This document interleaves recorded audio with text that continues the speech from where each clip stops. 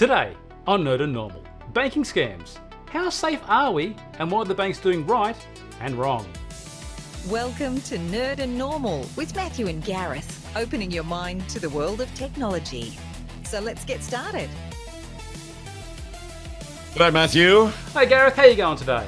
Look, I'm very well. Some of the banks have been under the spotlight, particularly UBank. I was under the impression that the government, federal government that is, introduced the Scams Prevention Framework Bill in 2024, I think, which established world-leading protection against scams. And I know that ASIC has reported or found that the major banks have reimbursed only 2 to 5% of scam losses before that happened, and it's been rising now to about 7% more recently. Where do we stand in terms of scams and in terms if a credit card gets hacked and money's taken out of it, the bank saying, well, we're not paying you back, I'm sorry, you did it?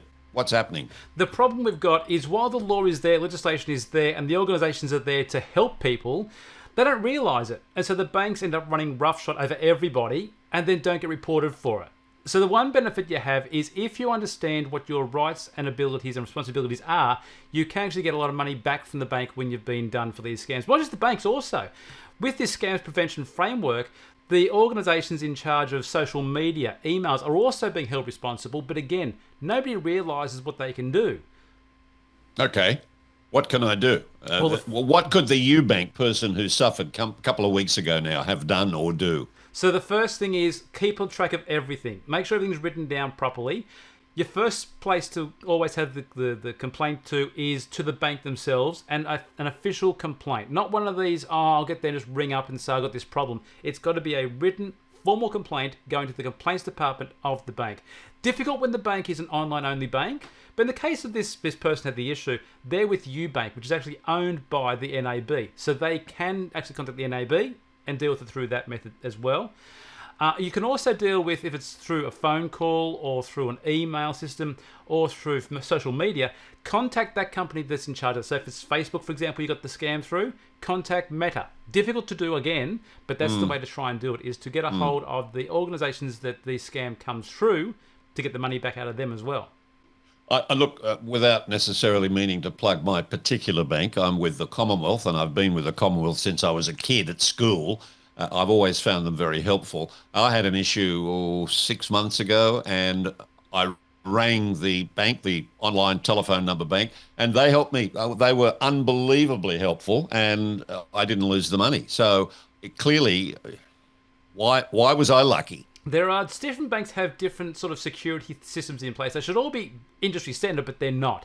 Take, for example, Westpac. I have dealt with Westpac recently where 2 customers, one lost over $60,000 in a financial scam. Other one lost about $15,000. In both cases, the Westpac bank did not at any stage actually lock the accounts down. They realised that something was wrong, but didn't do anything to actually keep the customers' money and accounts safe, to the point where the best they did was they called one of the customers and said, it didn't answer the phone. The person was on the phone to the scammer, and so the bank left a message saying that they're the fraud department and to call them back as soon as they possibly can. They did not lock the account down. They saw the financial fraud, but they didn't lock the account down. The other one did nothing for 3 days, not even a phone call for 3 days. Now, I know with my bank, I'm with the Greater Bank, and if I want to try and transfer money to a third party that I've never dealt with before in my life, the bank says on the website, to get this transaction completed, give us a call. We will give you the code to complete the transaction through the phone system. They're not automated. It's actually a person in their call center you got to talk to and explain who you're trying to deal the money with, what it's for, and they verify that you definitely aren't being scammed, which means you've got to be off the phone from the scammer. Unfortunately, in the cases of nearly all the banks, they don't often have that responsibility of making you call somebody. They'll get there and send a code to your phone. Or in the case of right now UBank, which is this bank involved with the scam, the password being saved to the computer isn't an issue because it saves a passkey to the computer. So the people actually can get on the computer just by having somebody's face that's actually part of the owner of the computer sitting in front of the computer screen. It's not safe at all. Look, No, and I'll repeat with the Commonwealth Bank when I ring them, I always get to talk to a real person, and that person is in Australia, and they've always been helpful. Would it be fair enough, or some people have said to me that Australians had been used to banks refunding fraudulent payments from their credit card if the credit card was hacked, but there seems to be a greater degree of difficulty. Is that difficulty the result of there being more attempts by people to get the money back from hackers, or has the hacking increased, which has caused the problem? So the credit card refunds people have been having has been when either services or products haven't been delivered, they've been paid for. With those sort of things, that's not an issue at all for the banks to get there and do a charge back on those charges. However, these scams are different because the person has done the work on the person's computer or they have sold them the crypto money. There's no traceable work actually being completed, but the receipts are created saying they actually have done the work, which means the chargeback is very hard to organise. So that's why the credit card transaction ones are difficult. The near on impossible ones are the ones where the person remotely controls the person's computer, or even not remote control the person's computer, but tricks them into passing the money through to another account by tricking them into saying, oh, yep, to activate your account for this crypto thing, got to send this money through to our account. Let me, again, for those watching, give you a warning. As an experiment, I watched a thing on Instagram, which was a so-called interview on ABC TV, where the host was interviewing the leader of One Nation and the so-called leader of the Commonwealth Bank of Australia, and Pauline Hanson asked the Commonwealth Bank guy, how come you're making so much money? What are you doing? And he went on and talked about cryptocurrency and how that helps and they can make a lot of money as a result. And they gave a website. So I thought, oh, this doesn't sound real. So I opened up my computer. I went to that website, got to talk to someone on the website, blah, blah, blah. And they said they'll ring me. So I thought, okay, I'll go that one step further. Ring me. And they wanted me to deposit, I think, $400 or some $100, and then with a month I'd make $5,000. So the scam was written all big, big, big, big. Anyway, I ignored it completely. But now every day from a different phone number across Australia, they're ringing me, hello, Mr. McRae, you did a blah, blah, to which I don't even answer it now. I've got my phone to block it and I delete and block the number straight away. So beware, because someone would get trapped into thinking, oh, if I pay $400, I'm going to make over $1,000 within a month. Baloney. And this is the pig butchering scam that exists massively, and the banks know this exists. The banks know what all the scams are, but they don't get there and police them very well. So the pig butchering scam is where the scammers will get you to give them some money. They then show, yep, you've made a profit. They then get you to put some more money in. Oh, you've made a profit again. And eventually put so much money in there that the profit looks absolutely huge. But unfortunately, when you go to take the money out of the account, it doesn't exist. The actual website you're using is a fake website that just pretends you're showing the profit, and all the money goes to another account somewhere else that you can't ever touch. If, as you say, the banks are aware of all of these, like the one you just said and the one I gave an example of, why don't the banks collectively actually police it thoroughly and get rid of it? That's the issue that occurs with everywhere. In the last couple of weeks, I've been dealing with multiple different companies, large organisations, government and private companies, that seem to think that the individual that's on the outside world doesn't know enough about the way things work inside the business, that they ignore what you say. So when a police officer goes in an investigation trying to explain the scam that's happened to one of their customers to the bank and their fraud squad ignores them pretty much, because while they might be a knowledge and experienced police officer, they don't work for the bank. It's one of those silo situations where somebody inside the silo believes everyone else outside the silo doesn't know anything. Actually, that was a good television show, Silo. I can remember that brilliantly with all that happening. So you're the expert in this respect. What is your advice to me about the potential for being sucked into a scam? Because some of them are so real. So this is something that I've just been facing recently again.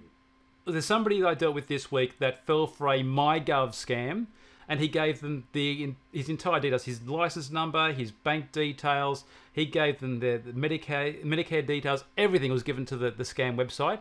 because he didn't take a step back and think, is this fraudulent or not? So first thing always is take a step back. If someone's ringing you, if someone's knocking at your door, if someone is sending you an email, text message, whatever it might be, a thing on the computer saying, buy this now, it's going to save you money and give you money, take a step back, give it 5-10 minutes, and then go back to look at it again with a clean bit of air. Chances are you're going to see it's a scam. The second thing is, if you fall for a scam, you have to know your rights and responsibilities. It's one thing to get there and think, oh yeah, it's fine, I'll just make a loss, or I'm stupid, I fell for the scam. That's wrong. The scams are made specifically trying to get there and work off tricking you at that moment. They actually want to try and solve your problem as soon as possibly can, that you fall for it. So first things first. Contact the company that you're dealing with, whether it be a social media thing, even just an email situation. Contact email provider, say, hey, I got this scam through here, and because you didn't block it, I've now lost some money. Get a hold of your bank. Make official complaints through all those channels. Next thing is get a hold of places like the AFCA, the Australian Financial Complaints Authority, where they actually have a phone number you can contact, or you can make the complaint on their website after you've heard back from the bank. Chances are places like that can actually help get you all the money back from the bank that they've ended up losing because they didn't have their security systems in place properly. The ones that keep emailing me that I know are scams, I keep getting MyGov emails, they're all scams. I keep getting Telstra emails, they're all scams. I keep getting Amex, American Express emails, they're all scams. The first thing I do now, as a matter of course, is I check the email of the sender. And it's never, and I know they're getting clever and they're making it pretty close to the original, but it's never the real email of a Telstra or a CBA or Amex. And straight away that this is a scam. So I delete it straight away. That's good on the computer. On your phone, though, you can't set it easily. It's where the person this last week fell for it. You can't see on your phone at a quick glance that email address. And that's what people fall for. I'm just looking at my emails now. I'm opening up your email. Clicking on that and clicking on your name, and straight away it comes up with your email. Yep. So you can do it on the phone. You can, but people don't do that last step of clicking on the person's name. They just see it's from MyGov. And it's, Mom, it's from MyGov, I trust it, or it's from Telstra, I trust it. Yep. They don't do that last step of actually clicking on the person's name to actually double check that it actually is that person. Some of the organisations that I mentioned, actually, when they do send you an email or a text message, they say, we will never ask for personal information, blah, blah, blah, always check.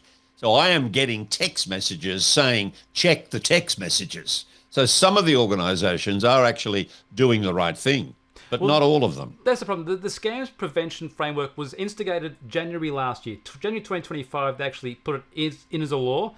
And some businesses are getting better at doing things, but still not 100% there yet. And the problem is no one's there to actually enforce it because people don't know who to complain to and what the complaints can be. So it comes down to, if you fall for a scam, you need to get a hold of, first and foremost, the place you got the scam from. Is it from via an email? If you're with Telstra and you got a scam email and you've lost a whole lot of money because of it, guess what? Telstra's partly responsible for that.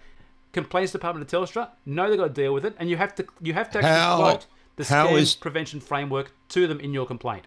How is Telstra responsible for me falling for a scam from Telstra? How are they responsible? Because they should have in place a proper spam filtering process on their system that allows it to not let those sort of scams come through.